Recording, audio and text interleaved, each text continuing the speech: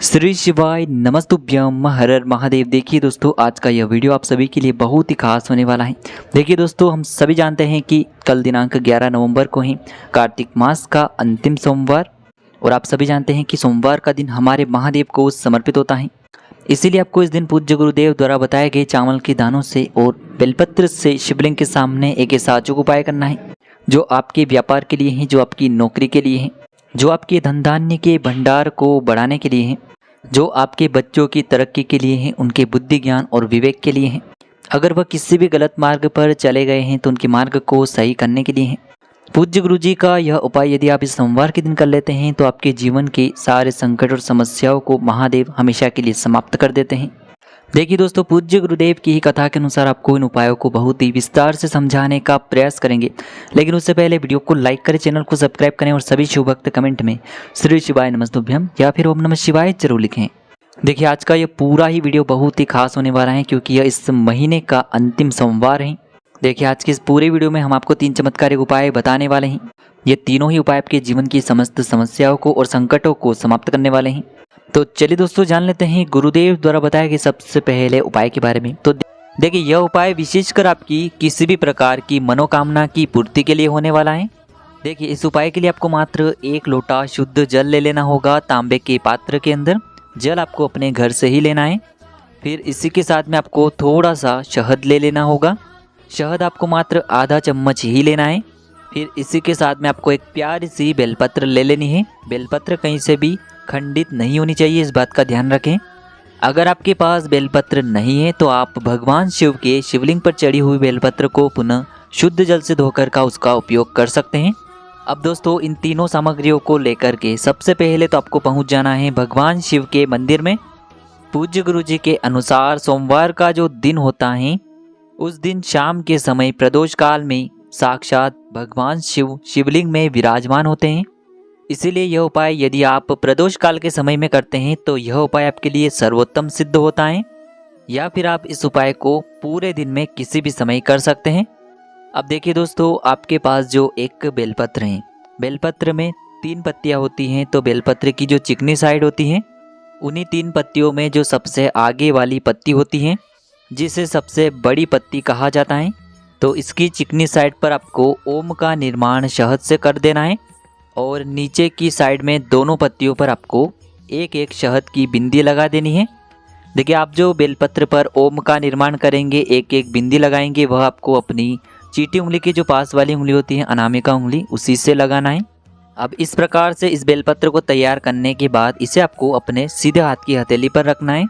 और फिर आपकी जो भी मनोकामना है, चाहे आप ये उपाय अपने जीवन में धन की प्राप्ति के लिए कर रहे हैं, जीवन में आप धन धान्य को बढ़ाने के लिए ये उपाय कर रहे हैं, या फिर यदि आप अपने व्यापार को, अपने बिजनेस को अच्छे से चलाना चाहते हैं, उसमें वृद्धि करना चाहते हैं, या फिर आप बहुत समय से नौकरी के लिए प्रयास कर रहे हैं लेकिन आपको नौकरी नहीं मिल पा रही है, यानी कि आपकी जो भी मनोकामना है उस मनोकामना को परिपूर्ण करने के लिए आपको महादेव से प्रार्थना कर लेनी है।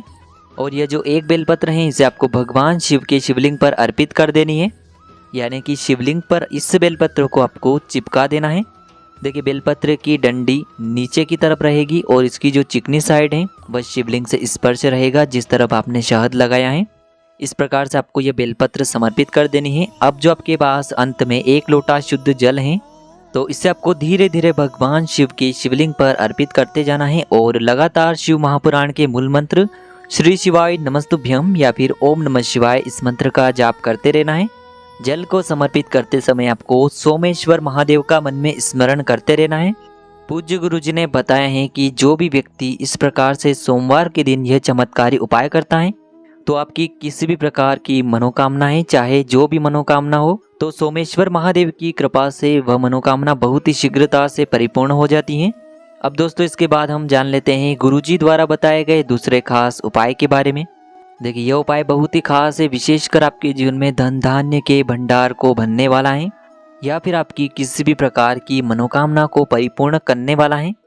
देखिए, इस उपाय के लिए आपको मात्र 1 लोटा शुद्ध जल लेना है। लोटा आपको तांबे का नहीं लेना है, केवल और केवल स्टील का लोटा ही आपको लेना है। देखिए, इस स्टील के लोटे के अंदर आपको शुद्ध जल ले लेना है और इसी के साथ में आपको मात्र 2 चम्मच कच्चा दूध भी इसी पात्र के अंदर मिला देना है। पूज्य गुरुजी ने बताया है कि केवल आप 2 बूंद भी यदि कच्चा दूध इस पात्र के अंदर डाल देते हैं तो वह आपको इसका पूर्ण फल ही प्रदान करता है। फिर इसी के साथ में आपको मात्र एक चावल का दाना यानी कि अक्षत का दाना भी लेना है। चावल का दाना लेते समय आपको ध्यान रखना है कि यह कहीं से भी टूटा हुआ खंडित नहीं होना चाहिए। अब देखिए, मात्र इस एक चावल के दाने को और इस 1 लोटे जल को सीधे लेकर के आपको पहुंच जाना है भगवान शिव के मंदिर में। यह उपाय भी आप सुबह से लेकर के शाम तक किसी भी समय कर सकते हैं। मंदिर पहुंचने के बाद आपके पास जो एक चावल का दाना है उसे आपको उसी पात्र के अंदर डाल देना है। ईदम अक्षतम ओम नमः शिवाय इस मंत्र का जाप करते हुए। अब देखिए दोस्तों, इस पात्र के अंदर आपने एक चावल का दाना डाला है, साथ ही साथ कच्चे दूध से युक्त जल आपने तैयार किया है। तो इस पात्र को आपको धीरे धीरे भगवान शिव के शिवलिंग पर समर्पित कर देना है। श्री शिवाय नमस्तुभ्यम इस मंत्र का जाप करते हुए। देखिए, जैसे ही आप यह जल समर्पित करेंगे तो यह जल शिवलिंग से होकर के जलाधारी की ओर बह करके आएगा। तो वहाँ पर आपको एक अन्य खाली पात्र भी रख देना है, जिससे कि यह जल जो है उस पात्र के अंदर आ जाएगा। आप स्टील की कटोरी भी रख सकते हैं, स्टील का गिलास भी रख सकते हैं, केवल आपको एक खाली पात्र रखना है। फिर इसके बाद आपकी जो भी मनोकामना है उसे आपको महादेव से बोल देना है। अब दोस्तों, जो आपने इस पात्र में जल को झेला है इसे सीधे आपको लेकर के पहुंच जाना है अपने आसपास किसी भी बेलपत्र के वृक्ष के वहाँ पर। देखिए, यह उपाय इसीलिए खास हो जाता है क्योंकि सोमवार के दिन यदि हम बेलपत्र के वृक्ष के नीचे किसी भी प्रकार का पूजन करते हैं तो इससे हमें शिव और शक्ति दोनों की कृपा प्राप्त होती है। क्योंकि सोमवार के दिन बेलपत्र के वृक्ष में साक्षात महालक्ष्मी का निवास होता है और बेलपत्र का जो वृक्ष है वह माता पार्वती के अश्रुओं से उत्पन्न हुआ है। इसीलिए हम बेलपत्र के वृक्ष के नीचे यदि कोई भी उपाय करते हैं तो इससे महादेव अति शीघ्रता से प्रसन्न हो जाते हैं। देखिए, आपने यह जो जल एकत्र किया है इसे आपको बेलपत्र के वृक्ष की जड़ में यानी कि बेलपत्र के वृक्ष में आपको समर्पित कर देना है और आपको श्री शिवाय नमस्तुभ्यम या फिर ओम नमः शिवाय इस मंत्र का जाप करते रहना है। फिर आपको बेलपत्र के वृक्ष के वहीं पर माता पार्वती से भी प्रार्थना कर लेनी है जो आपने शिवलिंग के वहाँ पर बोली थी। उसी मनोकामना को आपको बेलपत्र के वृक्ष के वहाँ पर भी बोल देना है। बस आपको एक विशेष बात का ध्यान रखना है कि ये उपाय आपको सूर्यास्त से पहले ही कर लेना है, क्योंकि सूर्यास्त के बाद हम किसी भी वृक्ष में जल अर्पित नहीं करते हैं। पूज्य गुरुजी ने कहा है कि यदि इस विशेष सोमवार में हम यह शिव और शक्ति वाला उपाय कर लेते हैं तो इससे हमें एक साथ महादेव और माता पार्वती की कृपा प्राप्त होती है। इसीलिए आपको इस विशेष उपाय को इस सोमवार के दिन करने से नहीं चूकना है। अब दोस्तों, हम जान लेते हैं तीसरे चमत्कारी उपाय के बारे में। देखिए, इस उपाय के लिए मात्र आपको 1 लोटा शुद्ध जल ले लेना है तांबे के पात्र के अंदर। इसी के साथ में आपको मात्र थोड़ा सा शुद्ध घी लेना होगा। घी आपको यदि गौ माता का प्राप्त हो जाता है तो यह आपके उपाय के लिए बहुत ही सर्वोत्तम होता है। तो इस प्रकार से आपको मात्र थोड़ा सा शुद्ध घी लेना है। अब मात्र इन दोनों सामग्रियों को लेकर के सीधे आपको पहुंच जाना है भगवान शिव के मंदिर में। गुरुजी ने कहा है कि यह उपाय आप सुबह भी कर सकते हैं और शाम के समय में भी कर सकते हैं। देखिए, शिवालय पहुंचने के बाद आप जो घी लेकर के आए हैं उससे आपको शिवलिंग पर माता अशोक सुंदरी वाले स्थान पर इस घी का लेपन कर देना है। देखिए, यह जो घी है आपको अपने सीधे हाथ की चीटी उंगली की जो पास वाली उंगली होती है, अनामिका उंगली, उसी से माता अशोक सुंदरी वाले स्थान पर लगाना है। सामने आपको दिखाया जा रहा है जलाधारी के बिल्कुल बीच में जो स्थान होता है जहाँ से जल बह करके आता है, उसी स्थान पर आपको इस घी का लेपन करना है। देखिए, घी का लेपन करते समय आपके शरीर में किसी भी प्रकार का यदि रोग हो गया है या फिर आपके घर के किसी भी सदस्य के शरीर में कोई भी रोग हो चुका है तो आपको कुंदकेश्वर महादेव का मन में स्मरण करते रहना है। और यदि आप अपने जीवन में कठिनाइयों को और समस्याओं को दूर करके जीवन में सुख समृद्धि प्राप्त करना चाहते हैं तो आपको चंद्रमौली महादेव का स्मरण करना है। या फिर यदि आप जीवन में कर्ज से बहुत अधिक परेशान हो चुके हैं तो आपको ऋण मुक्तेश्वर महादेव का स्मरण करना है।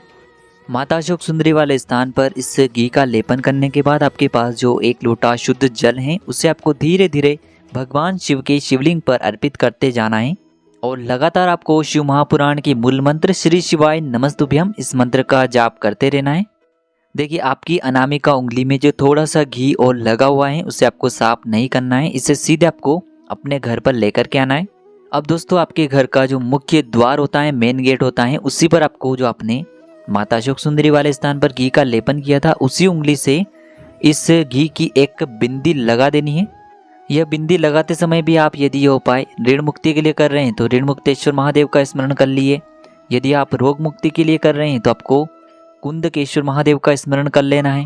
जीवन में सुख शांति प्राप्त करने के लिए यदि उपाय कर रहे हैं तो आपको चंद्रमौली महादेव का स्मरण कर लेना है।